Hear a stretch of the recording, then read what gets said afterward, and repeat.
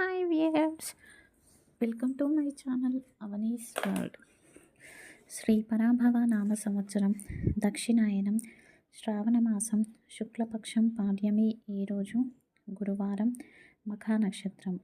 ఈరోజు గురు దత్త నామాన్ని జపించాలి. ఓం శ్రీ గురుదత్తాయ నమః. ఓం శ్రీ గురుదత్తాయ నమః. ఓం శ్రీ గురుదత్తాయ నమః. ఇక ఈరోజు మన సంప్రదాయంలో భాగంగా శ్రావణ మాసం వచ్చేసింది.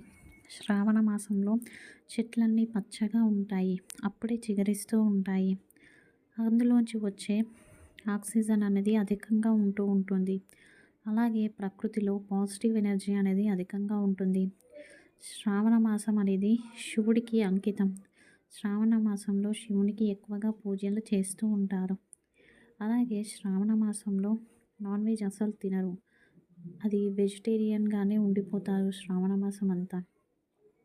కాబట్టి శ్రావణ మాసంలో మీరు కూడా మాంసాహారాన్ని తినకుండా శాకాహారమే తింటూ ఉదయము సాయంత్రము భగవంతుణ్ణి ఆరాధిస్తూ ఏదైనా ఒక శ్లోకాన్ని పారాయణ చేయడం మంచిది. బ్రహ్మచారులు, వివాహం కానివారు ఎవరైనా ఉంటే వారు ఈ శ్రావణ మాసంలో గాయత్రి మంత్రాన్ని కనుక పఠించినట్లయితే వారి ముఖంలో తేజస్సు అనేది పెరుగుతుంది, జ్ఞానము వృద్ధి చెందుతుంది, ఆరోగ్యము ప్రాప్తిస్తుంది. ఇక రేపు ఉదయం పూజ. రేపు స్త్రీలు స్నానం చేసే నీటిలో శ్రీగంధం చూర్ణాన్ని, పాలను, ఇలాచీ పొడిని నీటిలో వేసుకొని వాటితో స్నానం చేసి లక్ష్మీనారాయణులు కానీ లేదంటే భార్యాభర్తలు ఉన్న విష్ణుదేవుని ముందు బెల్లంపై నెయ్యి దీపం వెలిగించండి.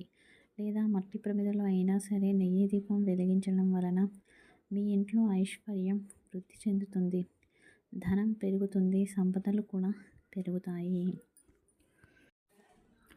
ఈరోజు సాయంత్రం కులదైవం ముందు కానీ ఇంటి దైవం ముందు కానీ గోధుమ పిండితో చేసిన ప్రమిదల్లో నేతితో దీపారాధన చేయడం వలన ఉద్యోగంలో ప్రమోషన్స్ వస్తాయి.